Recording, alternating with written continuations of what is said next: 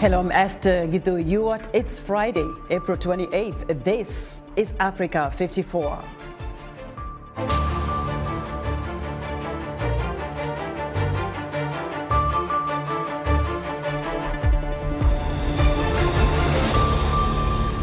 Heavy bombardments shake Sudan's capital Khartoum on Friday despite a 72-hour ceasefire extension.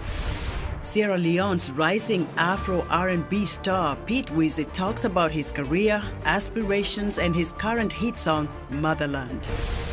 And in the Nile Conference of the Basketball African League, the first of two matchups on Thursday left the Cape Town Tigers with a win against Guinea. We'll have the highlights. All this and much more coming up on today's Africa 54.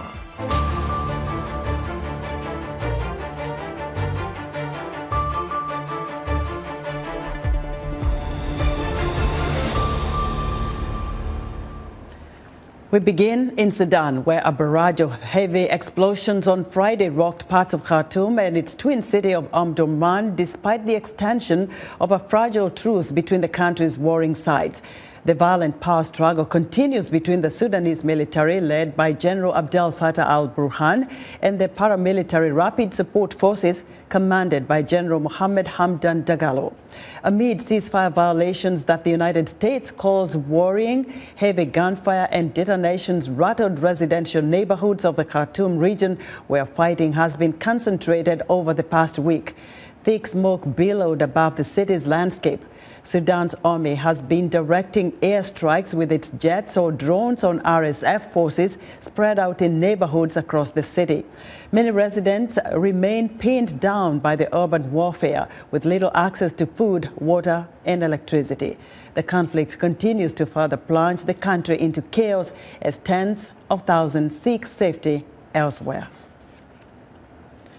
Now, the possibility for peace anytime soon in Sudan is looking increasingly bleak. However, a recent willingness from officials to discuss the idea might change how long the fighting lasts. VOA's Antonella Bruto reports. With the extension of the shaky ceasefire and limited humanitarian assistance given during a lull in the fighting, the evacuation of many foreign nationals left Sudanese officials and civilians hoping the temporary agreement could be extended into meaningful long-term talks for peace. Mohammed Abdullah, Sudan's ambassador to the United States, who spoke with VOA, says peace will prevail if all parties respect the terms of the truce. So we hope that the other party will respect the truce and will respect the ceasefire, especially those elements of RSF who those are deployed in residential areas and on roads, streets, intersections. So if, as far as the government is concerned, I'd like to assure you that we are committed to respect the ceasefire.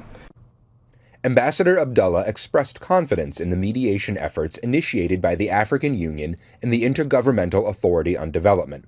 The heads of Sudan, Djibouti, and Kenya are spearheading the negotiations for lasting peace. No, the hope is always there for peace, and as we are speaking now, and in the future, the African Union or the IGAD delegation of 3 presidents, which was intending and planning to visit Sudan, this opportunity is there, but due to technical, problems at the airport is closed now. And so it's not possible for them to fly to Khartoum. The United Nations and many Western countries have called for an end. United States Secretary of State Antony Blinken says Washington is in direct talks with the two warring factions, namely Sudanese Army leader Abdel Fattah al-Burhan and the head of the Rapid Support Forces, General Mohammed Hamdan Dagalo, or Hemedi. We've also continued to engage directly with General Burhan and General Hemedi to press them to extend and expand the Eid ceasefire to a sustainable cessation of hostilities that prevents further violence and upholds humanitarian obligations. The Sudanese people are not giving up on their aspirations for a secure, free, and democratic future, neither will we. Former Sudanese ambassador to the U.S., Narel Sati, who also spoke with VOA, also hopes the temporary truce will lead to permanent peace and pave the way to a democratically elected government. He, however, blames the Sudanese armed forces for failing to address the expansion of the rapid support forces. It was their own making. They are the ones that created the RSF until 10 days, 11 days ago. They were their partners. And they allowed them to come to Khartoum. They allowed them to amass fortunes. They allowed them to arm themselves. Even they become more powerful than the army. They allowed them to occupy army, locations around Khartoum and around. They have 36, points in Khartoum and around Khartoum. Ambassador Abdullah agrees that the conflict could have been avoided, but says going forward, the government is committed to lasting peace. The government, the chairman of this Supremacy Council, have reiterated it once and more and many times that the government is committed to resume the political process if this crisis is solved, and the political process should also lead to a civilian-led government that could lead a transitional period. Anthony Labruto, VOA News, Washington. Residents are scrambling to flee Khartoum. Journalist Sid Ahmed Ibrahim spoke to two of them. I'm heading from Khartoum to Jazira State and from there to Gedaref State. And I will see if the situation is stable so that I can return again. The ticket is very expensive and ranges between 20 and 15,000 Sudanese pounds. I did not find transportation to Gedaref, so I had to go to Madani first. The situation here is very difficult. We have suffered greatly in the past 10 days from shelling and bombs. We ask God to reach our destination safely. We should come back later because our homes are here, our work and our children's colleges. We hope that the situation in Khartoum calms down and remain in peace. Many residents are heading to northern borders with Egypt or to Port Sudan on the Red Sea. Thousands of people in Sudan are in dire need of medical care but have nowhere to go. Joining me to discuss the issue is Dr. Abdullahi Adam, Director of Strategic Planning at the Sudanese American Physicians Association. Dr. Abdullah, welcome to Africa 54. Thank you very much. And on behalf of the Sudanese American Physician Association, I would like to thank you very much, Esther, and Africa 54 viewers and listeners for hosting us and giving us this opportunity. Doctors, now with so many so desperate for medical help in Sudan, where do they turn to? Obviously, the medical care is almost non-existent, so people have nowhere to turn to, very simply put. We are trying our best in our organization, SAPA, Sudanese Physician Association, to mitigate some and provide some of the emergency care, especially in the areas of maternity, deliveries, and child care. We have field hospitals around the capital, which is very hard to access and also short of supplies.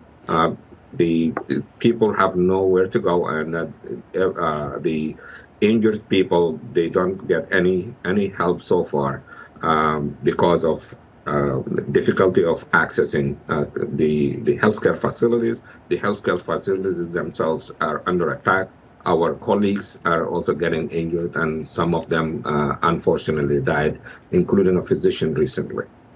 So with that situation, Dr. Abdullah, what are you hearing from your own medical personnel on the ground, especially in Khartoum, as to what they really need most? What's the most critical thing that they need to have now to be able to take care of so many needs right there? It's an emergency medical care situation here, given the injured people and also all other acute illnesses. So basically, they need medications, the emergency medications, fluids. The blood bank is not existing, so they need urgent blood donations, and they don't have means of collecting and storing and delivering blood to the injured, and people are dying as a result. So there are no supplies. The colleagues are also in a very shortage. There's a lot of shortage of personnel, physicians, nurses, and other allied health professionals, because they cannot come to work, or already the health system was crumbling. So it's under severe stress. In addition to, they don't feel safe. There was no safety. Right. The hospitals are being attacked, and the personnel themselves are not safe. So medical supplies and also personnel and support. So let me ask you, Doctor, if the two generals were watching and listening to you, they are responsible for all this chaos, what would you tell them? I will tell the obvious. This war needs to be stopped. It needs to stop, and stop now. It has to stop. This is gonna be really destructive, and also I would like the international community as well to exert their pressure by any means to have this war to end now. We are looking at a crisis like the world never seen before. The whole country is under crisis. We are watching a real crisis, humanitarian crisis unfolding before us, and this is just the beginning. Dr. Abdullah, thank you very much. Let's hope for the best. Dr. Abdullah Adam is the Director of Strategic Planning at the Sudanese American Physicians Association. Voter registration has ended in the Eastern Democratic Republic of Congo for the presidential election. VOA's Paul Ndiho has more from Goma. Many Congolese citizens in the capital of North Kivu, Goma, lined up for hours to register to obtain their voting cards. The region has struggled with complex humanitarian issues. More than 1 million people require humanitarian aid.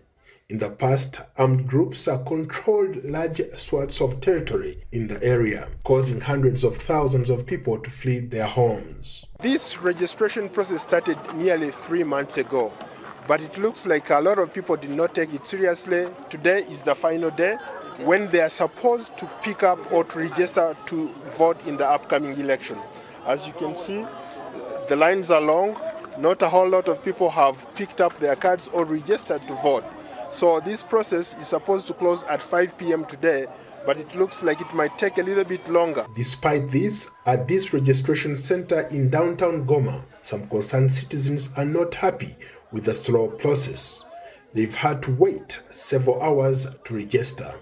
For example, voter Barack Felix was shocked to see people paying their way to cut lines. I'm here because I've not received my voter's card. I'm a student. They said they'll register us at school, but they have yet to show up. So now, people are coming here and paying their way to cut the line. And for students like me, who came in the morning, we're still here. In addition, registration centers have been criticized for the slow process and lack of accessibility, causing concern for young people who may not be able to register in time for the election. CENI only gave us one center here. There are a lot of people here who are trying to register. This is because so many people came from different areas to register, so the locals themselves have yet to be able to register, and people must get these cards. The Independent National Elections Body had extended registration in North Kivu, South Kivu and Ituri to accommodate people in IDP camps.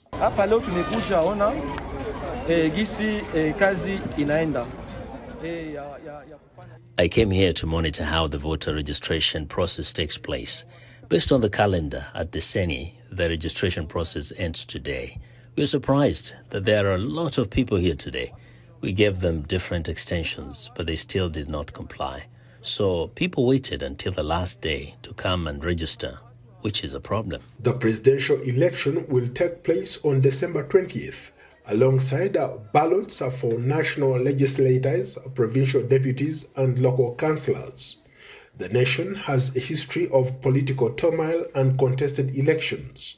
Still, the last presidential election in December 2018 resulted in a peaceful transfer of power to opposition leader, then and now incumbent President Felix Tshisekedi, despite some opposition to the results. Paul Diho, VOA News, Goma, Eastern DRC. We'd like to hear what you think about Africa 54 and all our VOA Africa programs on our website at voaafrica.com. Still to come in our entertainment report, Sierra Leone's rising star, Pitwizzy, talks about his career and his hit song. We'll be right back.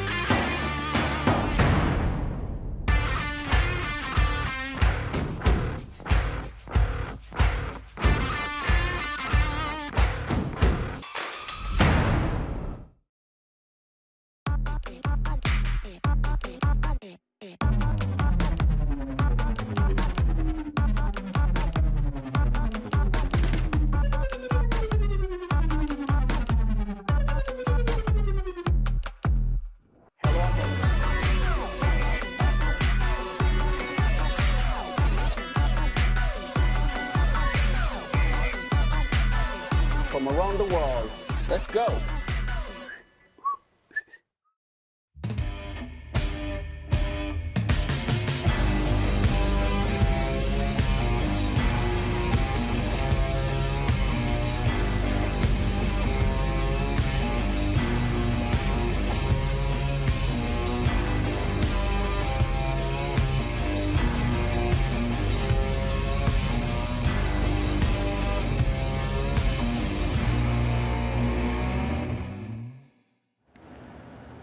In other news, young leaders from 14 countries in Eastern and Southern Africa are gathering in Johannesburg for a 3-day summit to promote youth-led responses to HIV and sexual and reproductive health rights issues in their regions. Nigerian authorities say gunmen have killed at least 15 villagers and abducted 5 aid workers in separate attacks in Benue State. The Benue incident is the latest in a wave of violent attacks in which armed groups are targeting remote communities across Nigeria's northwest and central regions. And Tunisian officials say so many migrants are risking their lives and dying trying to navigate the dangerous waters of the Mediterranean Sea, attempting to cross from Tunisia to Europe, that morgues and hospitals in the city of Sfax are full. Nigerians in Abuja are speaking out about and sharing their thoughts on U.S. President Joe Biden's bid for re-election. He has been the president for the past 4 years, so it is expected that he will seek re-election. But it's left for the people of America to decide if they want him for another term. He will have some challenges. Fresh on our minds is the Russian-Ukraine war, which is hanging over his head, how he has managed it. And there's also the issues of COVID vaccinations across the world. And generally, the economy of America is in is experiencing severe hardship at the moment. We've seen his attribute and contribution to U.S. government. And per se, I'm a fan to Donald Trump because I like his way of leadership and governance into the U.S. The few years he has been for the first tenure in U.S., we've seen what he has done, more especially to some countries making peace and making sure that everything works normally. But I feel that Joe Biden has tried his best, and I feel that he will do his best, but I prefer Donald Trump. As a person, me as a Christian, as Nigerian, I see him as a weaklo to continue governing Americans, because there are some lapses in 4 years of his ruling. But if he said that he wants to run for the second time, it's a choice, but it's left for Americans. I prefer Donald Trump because, one, Donald Trump protects the interests of Christianity in all over the world. Secondly, he protects the interests of Americans. Thirdly, he makes the nation as American to be the best in the world. Wow. Residents of Abuja, Nigeria, they are reacting to U.S. President Joe Biden's announcement to run for a second term. In our entertainment report, Heather Maxwell brings us an interview with rising Sierra Leonean star Pitwizzy. The Afro R&B singer spoke to reporter Mohammed King Milan Bangura in Freetown about his career and his hit song Motherland, which depicts the beauty of Sierra Leone. How are you? I'm fine, I'm doing good. By the way, why are you called Pitwizzy? Yeah, Pete is actually an abbreviation for Philip is talented, P-I-T. Wow. So that's where the Pete comes from, and Wizzy is for us that's wise, you know. Okay. I meant to understand at the age of 17 you started singing music. What got you into music? Why the passion for music? I noticed I have a talent in music, and it's a gift from God. And also it's a passion, it's something I love doing. So at the age of 17 then, I started writing songs, started recording with friends. I'm going around studio to studio, and when I get to the university, it became official, it became like a profession, like something serious, yeah. You're talking about university, what did you study? Social work. Social work. Yeah. T-Max Records or T-Max Entertainment signed you for 30 million. Yeah. Leones. Yeah. How was it like for you at that moment? It was a blessing. It was crazy. I was very, very excited because I needed the support. I needed someone to show people how good I was. And I had the talent, but the push was not there. So when I had the opportunity and got signed to T-Max Entertainment, I saw it like an opportunity for me to prove myself not only to Sierra Leoneans, but to the world. I took advantage of the opportunity because when I get signed to T-Max Entertainment, my first song with the label, like, it was the introduction of this new kid in the industry. The song was titled Feel For You. We released it with a video, yeah.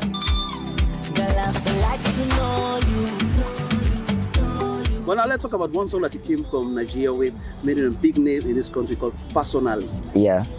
What's Personally? Personally, basically I met with the producer. He's tennis producer. He produced For Your Case, and we worked in the studio, but around the time we were working, I know he's a very big producer, and I want to be deliberate with what I'm doing, given the fact that he has a lot of hits that he can make reference to. And if I said I played a song with him, the song has to challenge all those hit songs he has. So I want to show him and also show the world that I can do this given this opportunity, and also show Sierra Leoneans that if you support me, I can have a bigger songs in the Afrobeat market. Yeah. Personally, is it a love song? Yeah, it's a love song. It is talking about someone you don't really know that much, but you feel so connected to the person. Yeah. When the time gets tough, when things seem rough, boy. How do you think your song, and of course songs in Sierra Leone as well, being produced in this country, what mark are these songs going to make? Well, definitely they create the brand image for the artist, and also it's changed a lot of perception people have about the country, because looking at the visuals of these songs, they sell an image that people don't know about Sierra Leone, you know. We Sierra Leoneans, we are lovely people, and the music industry and these artists, we are trying to show that part to the court. See, I wanna be free, free like the birds in the air. But what next for Pitwizzy? Freedom album is coming definitely after the Ramadan. The album will drop. It has all the biggest producer in Africa. Just after the album, it will be followed by a tour, a freedom tour. So what's your message to people across Africa listening to you right now? I am Pitwizzy, a Sierra Leonean artist signed to T-Max Entertainment, and all I need is your support. If you support me, I promise you I will take Sierra Leone music and African music international, the mainstream in America. All I need is support. Thank you so much. Yes, sport. It's a pleasure. And that's our entertainment. The Basketball Africa League is back on the court and the action is hot. Here's VOA's Jackson Vunganyi with Thursday's highlights.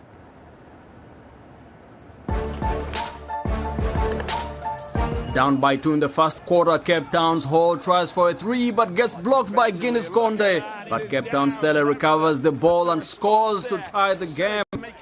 Cape Town's Gonapama gets close to the basket but misses. Teammate Prince Lou tries to get the rebound, but there's a bit of a battle until Guinea's Bearfield gets it to Miller Jr. for a nice dunk. Unchallenged, big dunk. The Tigers are down by 8 in the third quarter when Cape Town's Wade makes a drive to the basket for 2 points and gets fouled on the play. That's a good drive and a beautiful score. That is... With a 5-point lead, Slacks Bearfield tries for a 2, but Tigers Gebenije is there to block, and Sibanyoni passes to Hall, who makes it all the way down to the other side of the court for a nice dunk. Magnificent dunk, look at that. But with 5 minutes left, the Tigers are up by 7 when Slacks Fofana finds Nwabuzo, who gets the ball to Conde and misses, but Miller Jr. is right there for a slam dunk. Miller, man, wow. Cape Town's Ganapamo passes to Wade, who misses, but Prince Lou gets the rebound and knocks in 2 while getting fouled to extend their lead under a minute left. It's a pretty close game throughout, but Cape Town's Tigers come out on top, winning the second game of the Nile Conference by 7 points. Petro leading early in the game when Goncalves goes up for 2 to extend the lead, but misses, and Uganda's Enabu gets the ball to Jones on the other end, who scores. Uganda's Okello gets close for 2, but his shot is blocked, while Petro's Hollis makes a basket and gets fouled. Collins, oh, nicely done. Less than 4 minutes to go in the half, and down by 8, Uganda's Justice Jr. makes a much-needed 3. 3 points. Justice Jr. does it again with another 3, getting the City Oilers in front for the first time in the game with 2.5 minutes left in the half. 3-pointer, they move ahead for the very first time. Majok passes to Gaku, who hits a 3 from the corner to get Petro up by 6. Oh, it's a beautiful bucket there from Yaku. Under a minute to go and trailing by 16, Uganda's Bale attempts a shot, although there's no chance to come back. But instead, Petro's Bastos gets it quickly to Domingos, who scores. Uganda's Enabu tries for 3, but it's over for the City Oilers as Petro de Luanda takes this one by 18 points.